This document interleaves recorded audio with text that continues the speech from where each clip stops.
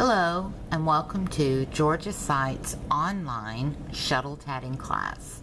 Today I'm going to show you how to do rings and chains, how to set your hand up in order to accommodate to make rings and chains. Okay, so the first thing I want to tell you is rings are where most tatting patterns start. They're started with a ring. Alright, you have two different colors of size 10 Aunt Lydia's crochet cotton thread in lavender and purple.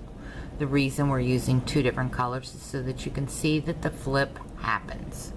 Alright, but to make a ring you're going to use shuttle 1. Alright, this shuttle here is a moonlight shuttle that you can purchase through Handy Hands. It has a little crochet hook on the end of it. Comes in handy, okay? The other shuttle that I'm using is a Starlight. Those have a big plastic pick on the end and I neutered mine. The pick got in my way. You may like the pick on it. If you do, great. If you don't, you can neuter it. Just be careful when you do that. I'd wait until you understand what I'm saying about neutering it. Okay? Now, to make a ring, what we're going to do, we have two colors of thread knotted. We're going to put that knot in the pinch. The pinch is the thumb and the index finger together with our thread in the center. We're pinching that thread. Okay? Shuttle 1 thread, the lavender, is what we're going to make our ring with. So we're going to wrap our hand all the way around. Do you see how that thread is? And bring it back up to the pinch.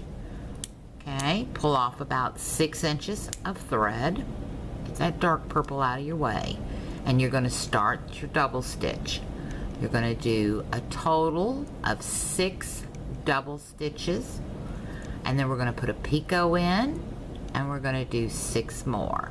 Okay, so there's 2, 3,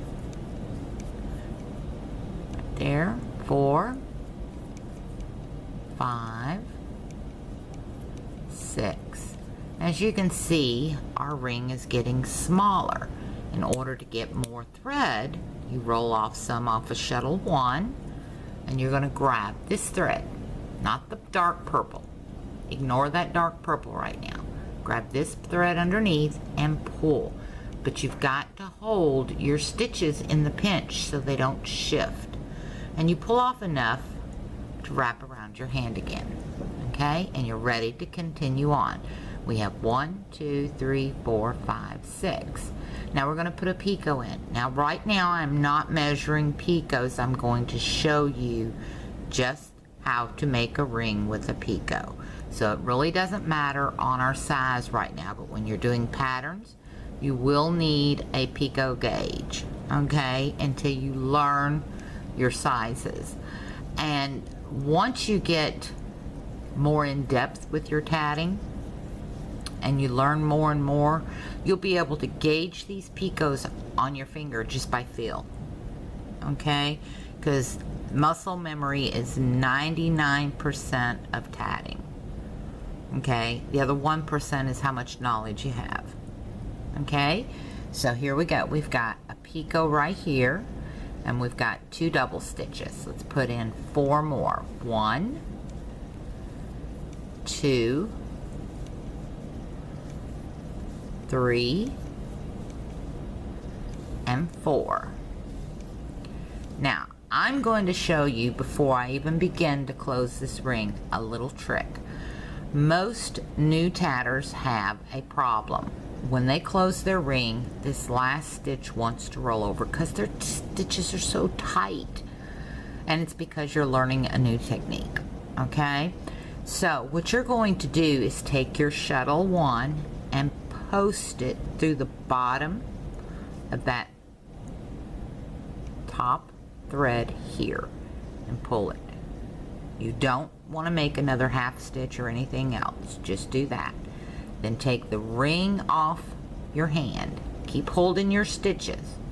And when you pull this thread to close the ring, you're going to feel that ring closing. Hold them stitches.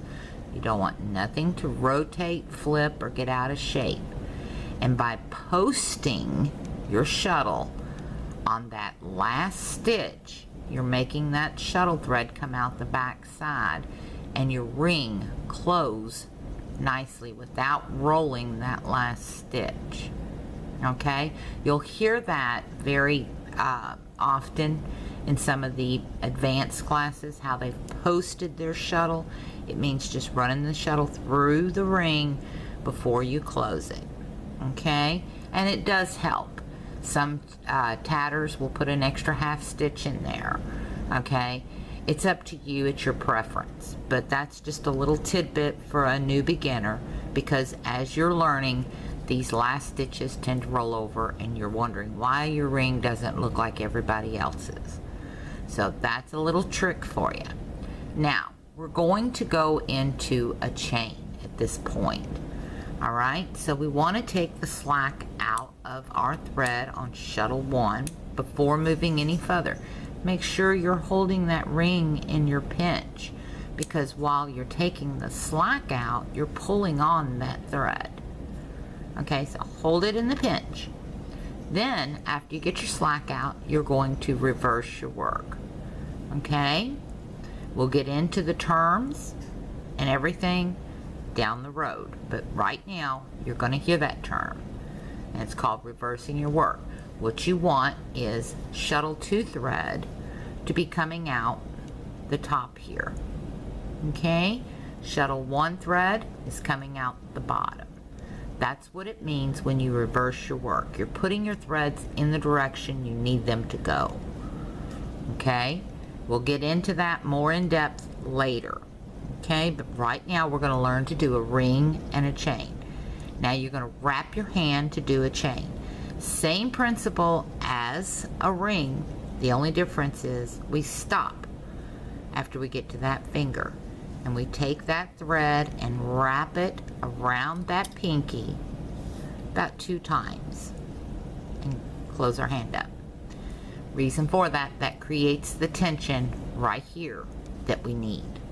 Alright? Now, you're going to do 6 double stitches here. Now this ring will flip on you if you don't have a good grip on it. Okay? So we got 1, 2, 3, 4, whoops, did that one backwards. I do a front side, back side mostly, and I'll get into that too down the road. Right now we're just learning to make a chain. Okay, so we've got 3, 4, 5, and 6 double stitches.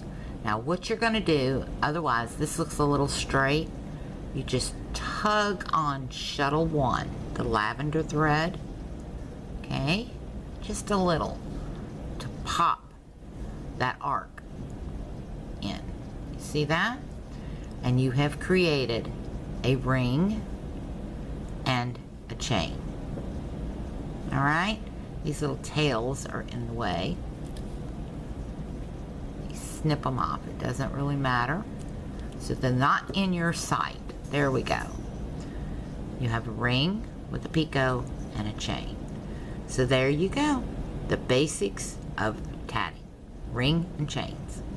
It's how you manipulate these rings and how you manipulate these chains that you come up with all these beautiful works of art. Okay, so until the next video, I hope you enjoyed this one. I hope it took some of the confusion out. And the next video, it gets even more in depth. So until next time, happy tatting. Have a great day, and thank you.